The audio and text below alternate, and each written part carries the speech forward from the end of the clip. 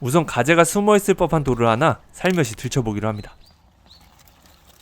그리고 흙탕물이 좀 빠지길 기다려보는데 익숙한 실루엣이 나타나기 시작합니다.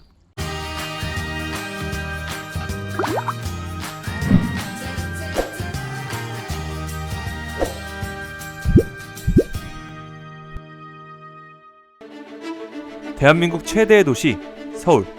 서울은 우리나라 전체 인구의 무려 5분의 1인 1000만 명이 살아가는 대한민국의 수도이자 명실상부 최대 규모의 도시입니다. 짧은 세월 동안 급격하게 성장해온 서울의 도시는 녹음이 우거진 나무숲 대신 삭막한 빌딩숲이 그 자리를 대신했습니다. 그로 인해 도시 사람들은 자연이 주는 아름다움과 생명의 기운을 잊은 채 바쁜 일상을 살아가게 되었죠. 하지만 이러한 서울에도 자연 그대로의 숨결이 살아있는 곳이 있습니다. 바로 남산공원입니다. 남산공원은 중구와 용산구의 경계에 있는 높이 265m의 나지막한 야산 속에 자리 잡은 자연 친화적인 공원입니다. 이곳은 서울의 상징 중 하나로 자리 잡은 남산 서울타워가 위치해 있기도 한데요. 그래서 오늘은 이 서울 한복판 야산 속에 자리 잡은 남산공원 속엔 과연 어떤 생물들이 살아가고 있을지 함께 알아보는 시간을 가져볼까 합니다. 남산으로 향하는 길은 여러 군데가 있지만 오늘은 가장 빠르게 서울타워로 향할 수 있는 코스인 백범광장 쪽으로 올라가 볼까 합니다. 자, 여러분들, 저희가 이제 남산타워, 이제 요즘 말로는 서울타워라고 하죠. 옛날 사람들은 이제 남산타워라고 불렀는데 진짜 오랜만에 와요. 근데 저기를 걸어서 가는 길 중에 가장 짧은 코스가 여기래요. 그래서 이쪽에서 한번 올라가면서 어떤 식물들과 생물들이 있을지 관찰해 보도록 하겠습니다. 자, 여기 초입에는 왕벚나무가 보이는데 여기도 지금 이 벚나무를 기지로 살아가는 벚나무 사양하네스의 가해 흔적들이 여기 보입니다. 얘네들 개체수가 그렇게 폭발적으로 늘어나지만 않으면 큰 문제는 안 되거든요. 자, 이곳에서도 마찬가지로 관련 기관에서 다 제작해준 요 생물도감 마크가 들어간, 로고가 들어간 나무 명패들을, 자, 여기 있는 나무 이름들 다 찾아서 한번 붙여보도록 하겠습니다. 와, 근데 조금만 숲속으로 들어왔을 뿐인데 이곳이 서울 도심지라고는 믿겨지지 않을 만큼 푸르고 청량한 느낌이 들었습니다. 보시다시피 왼쪽으로는 이렇게 빽빽한 빌딩숲이 펼쳐져 있고 우측으로 시선을 돌리면 푸르른 녹음이 펼쳐집니다. 마치 다른 세상에 있는 것처럼 말이죠. 서울타워로 향하는 길목 한가운데에 커다란 느티나무가 한 그루 보입니다. 시민들에게는 이 나무도 그냥 수많은 나무 중 하나로 인식되고 있어 관심을 갖지 않는 듯 보였는데요. 여기에다 이름표를 달아주면 어떻게 될까요? 이름표를 달아주자 놀랍게도 지나가던 분들이 발길을 멈추고 나무에 작은 관심을 보이기 시작했습니다.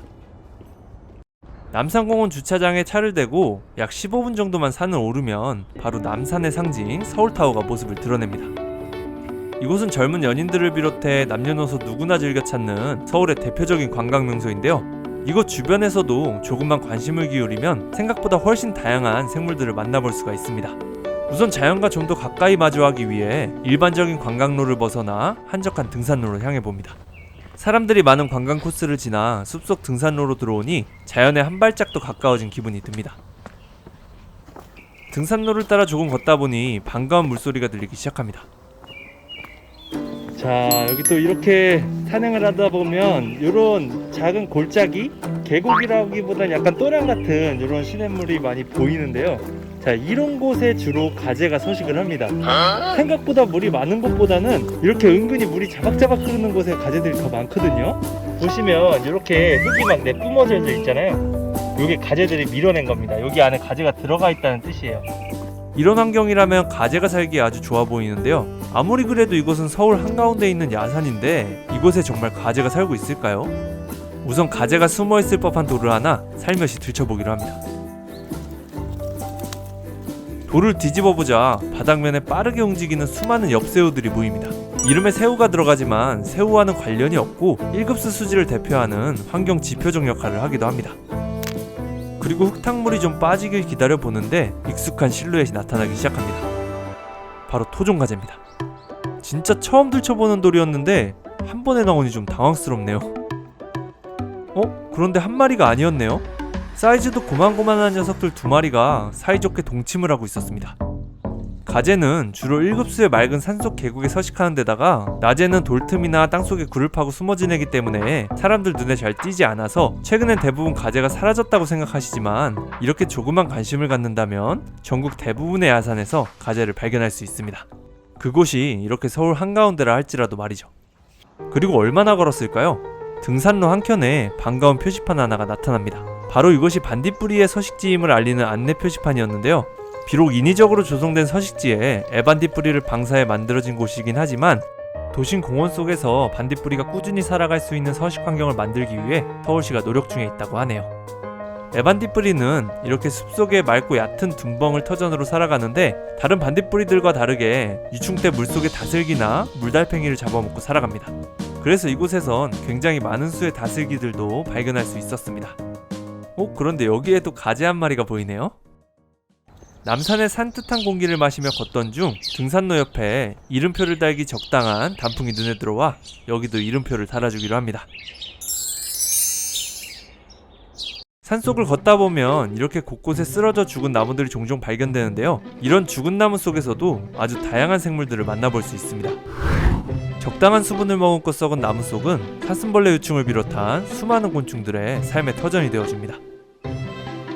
남산하면 애국가에 등장하는 소나무가 가장 먼저 떠오르지만 이곳은 소나무뿐만 아니라 다양한 참나무들도 살아가고 있습니다. 이 참나무의 열매인 도토리는 다양한 숲속 생물들에게 소중한 식량이 되어주고 나무에서 나오는 수액은 다양한 곤충들의 에너지원이 되어줌과 동시에 짝을 만나는 사랑의 장소가 되어줍니다. 그리고 여기 보이는 이 넓적사슴벌레, 전국적으로 가장 흔한 사슴벌레 중 한 종이지만 서울에서는 서울시 보호종으로 지정되어 있기 때문에 절대로 잡아서는 안 되겠죠. 자, 그리고 이렇게 숲속을 걷다 보면 이렇게 생긴 이런 나무들이 굉장히 많이 보이죠? 자, 요건 이제 상수리나무라고 하는 종류인데 흔히 이제 도토리나무라고 잘 알려진 참나무 있죠? 그 참나무 계열 중 하나입니다. 근데 참나무가 종류가 굉장히 많아요. 자, 이제 상수리나무를 비롯해서 졸참나무, 갈참나무, 신갈나무, 떡갈나무, 그다음에 굴참나무 굉장히 많습니다. 자, 여기 옆에도 보면 아까 상수리나무랑은 잎이 확연히 다르죠? 자, 여기 이제 상수리나무 잎이고 이게 이제 갈참나무 잎입니다.